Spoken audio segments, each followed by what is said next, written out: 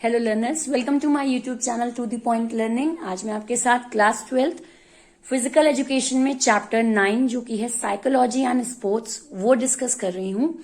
इस चैप्टर से रिलेटेड मैं ऑलरेडी अपने पुराने वीडियोस में पर्सनालिटी डिस्कस कर चुकी हूँ कि पर्सनालिटी का डेफिनेशन क्या है, उसके टाइप्स क्या हैं। इसके अलावा जिसमें मैंने junks classification of big 5 theory भी डिस्कस किया है और एक शेल्डन थ्योरी भी है। तो आपके नए सिलेबस के अकॉर्डिंग शेल्डन थ्योरी आपके कोर्स में नहीं है, तो आप उसको थोड़ा अवॉइड करिएगा। इसके अलावा ये दो क्लासिफिकेशंस जो हैं मैं वो ऑलरेडी डिस्कस कर चुकी हूँ। तो इसी वीडियो के डिस्क्रिप्शन बॉक्स में उसका लिंक आपको मिल जाएगा, तो आप वहां उस पर क्लिक करके वो टॉपिक देख सकते हैं।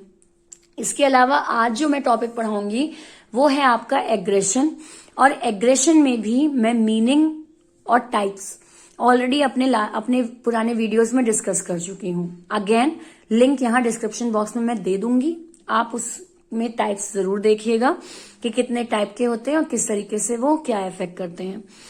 जो टॉपिक इस वीडियो में हम डिस्कस करेंगे वो है आपका एग्रेशन इन स्पोर्ट्स। कौन कौन से फैक्टर्स हैं जो अफेक्ट करते हैं एक इंसान के एग्रेशन को यानी गुस्से को, वो फैक्टर्स हम यहाँ पढ़ेंगे।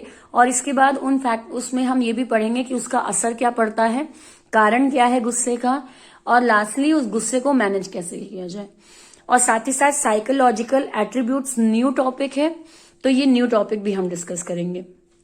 तो बिना टाइम वेस्ट किए स्टार्ट करते हैं। एग्रेशन का मीनिंग ऑलरेडी आपको मिल जाएगा मेरे पुराने वीडियोज में, जिसमें लिंक आपको यहाँ मिल जाएगा। तो आज जो हम टॉपिक स्टार्ट कर रहे हैं वो है आपका फैक्टर्स इन्फ्लुएंसिंग एग्रेशन। एक स्पोर्ट्स में कौन कौन से ऐसे फैक्टर्स हो सकते हैं जो आपके एग्रेशन को इन्फ्लुएंस करते हैं, यानी कि आपके गुस्से को बढ़ा सकते हैं। ऐसे कौन कौन से फैक्टर्स या पॉइंट्स हैं, तो वो हम यहाँ डिस्कस करेंगे वन बाय वन। एग्रेशन का मीनिंग मैं थोड़ा आपको बता देती हूँ। एग्रेशन मतलब होता है गुस्सा। स्पोर्ट्स में जो है वो गुस्सा आपका जरूरी होता है, रिक्वायरेबल होता है, बट एक लिमिट तक। तो कौन कौन से फैक्टर्स हैं जो आपके इस गुस्से को गाइड करते हैं, या अगर मैं कहूं कि कौन कौन से ऐसे कारण हैं जिसकी वजह से स्पोर्ट्स में गुस्सा आ सकता है। तो पहला है आपका इमोशनल आइडेंटिफिकेशंस। इमोशनल आइडेंटिफिकेशंस का मतलब हो गया अपनी टीम को एक हाई स्पिरिट देना, जैसे मोटिवेट करना। कई बार आप क्या करते हैं, आप अपनी पूरी टीम को अपना गुस्सा दिखा रहे हैं ताकि उनमें भी वो जज्बा जागे, उनमें भी वो पोटेंशियलिटी जागे, ताकि वो स्पोर्ट्स में अच्छा परफॉर्म कर सकें। ठीक, तो ये चीज क्या हो गई, आप इमोशनल आइडेंटिफिकेशन कर रहे हैं। वहां आप उनके इमोशंस को बूस्ट करने के लिए, उनमें एक तरीके से मैं कह दूं एक चिंगारी सुलगाने के लिए आप ये काम कर रहे हैं कि जितना जोश आप में भरा है जीतने के लिए, उतना ही जोश उनमें भी भर जाए। तो ये चीज आपका क्या कहलाता है, इमोशनल आइडेंटिफिकेशन। तो इस केस में गुस्सा आ सकता है। देन आते हैं tactical ability. Aggression in sports depend upon the tactical ability of the team. कैसी टेक्निक्स यूज कर रही है टीम, उस पर भी एग्रेशन डिपेंड करता है। अगर आपकी टेक्निक ही ऐसी है जिसमें आप सामने वाले को अपना एंगर दिखाकर तब उस पर काबू पाने की कोशिश करते हैं, तो ये चीज क्या हो जाती है, टैक्टिकल एबिलिटी। जैसे कॉम्बैट स्पोर्ट्स होते हैं आपके, ठीक है, आपस में लड़ने वाले, जैसे रेसलिंग वगैरह, जूडो वगैरह हो गया। इसमें क्या है, इसमें जब तक आप सामने वाली पार्टी को एग्रेशन नहीं दिखाओगे तब तक आप जीत नहीं सकते हो, तब तक आप कोई भी स्टेप आगे बढ़ा ही नहीं सकते। आप जरा खुद ही इमेजिन करके देखिए कि आप सामने वाले पर्सन से रेसलिंग कर रहे हैं और मुस्कुराते हुए रेसलिंग कर रहे हैं, तो ये वो सीन ही नहीं हो सकता। तो ये चीज क्या है कि उस टेक्निक में ही आपको गुस्से को शामिल करना पड़ेगा। देन आते हैं गोल ओरिएंटेशन। कई बार हमारा जो गोल होता है, जो हमारी and their feedback like desperate to win, हम जो मेन हमारा मुद्दा होता है कि हम किस लिए खेल रहे हैं, उस गोल को लेकर हम एग्रेशन जनरेट करें। ठीक, गोल को पाने के लिए हम थोड़ा अपने अंदर गुस्सा जगा रहे हैं, तो वो आपका कभी कदार गोल फैक्टर भी आपको इफेक्ट करता है आपके एग्रेशन को, कि आपको अपने गोल को अचीव करना है और गोल को डेडिकेशन से अचीव करना है। आप उस डेडिकेशन के लिए अगर गुस्सा आ भी रहा है तो वो अपनी जगह जस्टिफाई है। तो गोल ओरिएंटेशन आपका। देन आते हैं टेम्परेचर। जनरली ये देखा जाता है जिनका हाई टेम्परेचर रहता है, तो अगर आपका हाई टेम्परेचर का मतलब मैं यहाँ बुखार से नहीं कह रही हूँ, थोड़ा आपका बिहेवियर ही ऐसा है, थोड़ा आपका टेम्परेचर ही जो माइंडसेट का है और आपकी बॉडी का है वो हाई है, तो गुस्सा जल्दी आपको आएगा। ठीक, तो ये चीज क्या है कि टेम्परेचर आपका इफेक्ट करता है गुस्से को, एग्रेशन को। या आसपास के इन्वायरमेंट का जो टेम्परेचर है वो भी आपके गुस्से को इफेक्ट करता है। देन आते हैं perception of victims intent. If an athlete perceives that his or her opponent intent is to cause harm or injury, will be more inclined to act with aggression. अगर आपको ये पता चल जाए कि आपका ओपोनेंट जो है, आप जिसके साथ खेलने जा रहे हैं, कॉम्पीट करने जा रहे हैं, वो ऑलरेडी ही आपको चोट पहुंचाने की किसी तरीके से प्लानिंग कर चुका है, तो सामने वाले पर्सन को देखते ही आपको गुस्सा आ जाएगा। ठीक है, तो ये चीज क्या है, क्योंकि आप उसकी एक अपने विक्टिम की इंटेंशन को जान गए हैं, तो उसकी इंटेंशन को जब आप जान गए हैं तो आप सामने गुस्सा दिखाएंगे ही। ठीक, कि आप हमें हार्म पहुंचाना चाहते थे, उस केस में आपको गुस्सा आ ही जाएगा। तो ये भी एक कारण होता है एग्रेशन का स्पोर्ट्स में। देन आते हैं फियर ऑफ रिटेलिएशन। ठीक है, it can inhibit aggression shown towards an opponent out of both fear and respect. ठीक है, कई बार हम रिटेलिएट करने की कोशिश करते हैं, नकारने की कोशिश करते हैं कि नहीं हम नहीं हारेंगे। हम नहीं हारेंगे में आप सामने वाले को गुस्सा दिखाते हो। ठीक, यानी ये गुस्सा इस टाइप का, आपको गुस्सा इस कारण से आ जाएगा कि आपको या तो डर है अंदर ही अंदर कि वो हमसे ज्यादा अच्छा है या हम ज्यादा कमजोर हैं, इस बात का डर आपके अंदर है, या तो आप सामने वाले की काफी रिस्पेक्ट करते हो।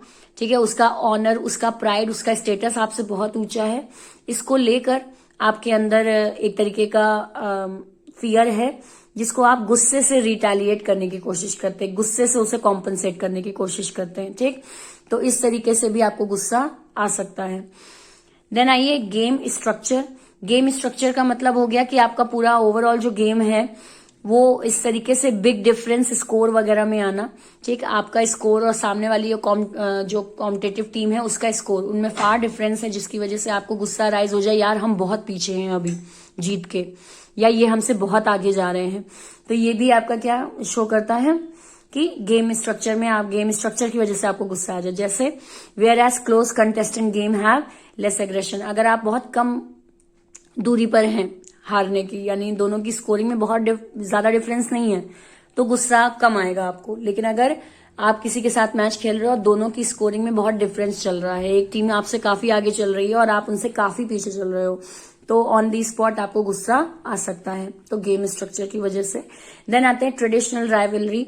ट्रेडिशनल राइवलरी का मतलब क्या हो जाएगा, आप पर्टिकुलरली आपकी दुश्मनी ही है उस पर्टिकुलर टीम से। ठीक, जिसकी वजह से आपको गुस्सा आ जाए। ठीक है, जैसे अगर हम देखें कि सपोज किसी देश से हम लड़ रहे हैं। ठीक है, देश से लड़ रहे हैं का मतलब स्पोर्ट्स में ही। ठीक, हम अपने राइवलरी टीम से लड़ रहे हैं और उस देश के लिए हमारे अंदर बहुत गुस्सा है। ठीक, तो वो आपके जब आप स्पोर्ट्स करोगे तो वो झलक ही आएगा, वहां पे आपको गुस्सा आ ही जाएगा। अभी वो टीम ने ना आपको हराने की कोशिश की है, ना वो टीम ने कोई स्ट्रेटेजी ऐसी की है, ना टीम ने अपना कोई प्रदर्शन दिखाया, उसने कुछ नहीं किया है अभी फिलहाल। लेकिन क्योंकि आपकी ऑलरेडी उससे एक ट्रेडिशनल जो लड़ाई है वो चल ही रही है, तो ये चीज क्या है, वो आपके फील्ड में भी नजर आएगी। ठीक है, जैसे कुछ लोग होते हैं कि हमारी सामने वाले बंदे से क्या काफी जनरेशन से हमारी उनकी लड़ाई चल रही है, तो नई जनरेशन जो होगी उनके अंदर भी यही इनबिल्ट होगा कि वो दुश्मन है हमारे। ठीक है, उनको देखते ही गुस्सा आ जाएगी, भले ही उन्होंने कुछ भी नहीं किया। तो ये चीज क्या है, ट्रेडिशनल राइवलरी भी आपके एग्रेशन को बढ़ाती है। देन आते हैं होम ग्राउंड। ये देखा जाता है कि जो प्लेयर्स या जो टीम अपने होम ग्राउंड में खेल रही है उनका एग्रेशन लेवल कम होता है। क्यों? क्योंकि उनके आसपास के सारे लोग उनके सपोर्ट में होते हैं, चाहे वो स्पेक्टेटर्स हो जाए, आपके ऑडियंस हो जाए, या वहां की जमीन हो जाए, या वहां के रूल्स रेगुलेशन हो जाए, वहां का एनवायरनमेंट हो जाए, वो सारा का सारा आपके पक्ष में रहेगा। क्यों? आपका वो होम ग्राउंड है, आपका घर है जहां भाई आप खेल रहे हो। ठीक है, होम ग्राउंड है वो आपका। और वहीं ये देखा जाता है कि जो टीम अपने होम ग्राउंड से दूर खेल रही है उनका एग्रेशन हाई होता है, क्योंकि सारी चीजें उनके अगेंस्ट होती है। उस केस में उनको गुस्सा आना ज्यादा चांसेस बढ़ा देता है। लास्ट आते हैं स्किल एबिलिटी। अगर आपकी गुड स्किल एबिलिटी नहीं है तो उस केस में आपको गुस्सा ज्यादा आ जाएगा। लेकिन अगर आपकी खेलने में स्किल एबिलिटी बहुत अच्छी है तो आप जल्दी एग्रेसिव नहीं होंगे। ठीक, गुस्सा जनरली तभी हमें आता है जब हम किसी चीज पे काबू नहीं पा रहे हैं, या अगर हम किसी चीज पर किसी काम को करने में परफेक्ट नहीं है तो हमें गुस्सा ज्यादा जल्दी आएगा। लेकिन अगर हम किसी काम को करने में परफेक्ट हैं, स्किलफुल हैं, तो हमें गुस्सा कम आएगा। तो ये चीज क्या हो गई आपकी स्किल एबिलिटी। तो आज हमने क्या डिस्कस किया, कौन कौन से ऐसे फैक्टर्स हैं, कौन कौन से ऐसे कारण हैं जिनकी वजह से स्पोर्ट्स में गुस्सा आ सकता है। तो आई होप ये आपको 10 पॉइंट्स क्लियर हुए हों। ये जनरली आपका काफी इजी थ्योरी का बनता है, आप हेडिंग्स याद कर लीजिए, आप खुद से बनाकर आंसर लिख सकते हैं। तो आई होप आपको ये वीडियो क्लियर हुआ। अगर कहीं कोई डाउट है या आपका कोई सवाल है तो कमेंट सेक्शन में जरूर लिखिए, और वीडियो समझ में आया हो, पसंद आया हो तो लाइक का बटन जरूर क्लिक करिए। बाकी इस चैप्टर से रिलेटेड आपको वीडियोस यहाँ डिस्क्रिप्शन बॉक्स में मिल जाएंगे, और क्लास 12 फिजिकल एजुकेशन से रिलेटेड कोई भी टॉपिक में आपको कोई दिक्कत है तो उसके भी वीडियो मेरी क्लास 12 प्लेलिस्ट में है, तो आप वहां जाकर उन वीडियोस को देख सकते हैं। बाकी चैनल को सब्सक्राइब कर लीजिए अगर आपने अभी तक नहीं किया है, और बेल आइकन पर क्लिक करिए ताकि ये न्यू टॉपिक जो मैं डिस्कस कर रही हूँ ये आप तक बहुत आसानी से पहुंच जाए। So thank you and have a nice day.